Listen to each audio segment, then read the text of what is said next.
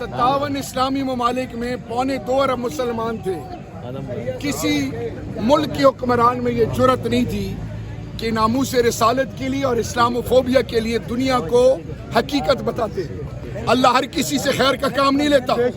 اللہ اپنی وحدانیت اور اپنے محبوب کی ناموس کے لیے ہر کسی کو استعمال نہیں کرتا. یہ وہ عمران خان جس کے آپ سپاہی ہیں، اللہ نے ان کو چنا اسلاموفوبیا ناموس رسالت کے لیے. آج 15 مارچ ہے، اقوام متحدہ میں اب کوئی قانون بن گیا، ریزولوشن. کوئی بھی دین اسلام اور ناموس رسالت کے خلاف اب بات نہیں کر سکتا الحمدللہ. تو جن کی اس کے ساتھ رب کی مدد ہو اس کو کوئی شکست نہیں دے سکتا انشاءاللہ. ہمارا بندہ پولیس نے پکڑا تھا، اسے مار مار کے لاش اس کی ہمارے حوالے کی ہے. ہم نے ان کا بندہ پکڑا، خیر ہم نے چھوڑ دیا، سے ہم نے اس کو اپنے کیمپ تک تھوڑی سی طبیعت فریش ہوگی. دیکھیں میں ایک چیز آپ کو بتاؤں ایک دفعہ پھر، ظالم اور مظلوم میں فرق ہونا چاہیے.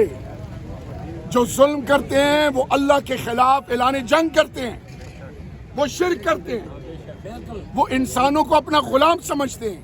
اور مظلوم کس سے ان کا تعلق ہے؟ اللہ کے محبوب کے آل سے.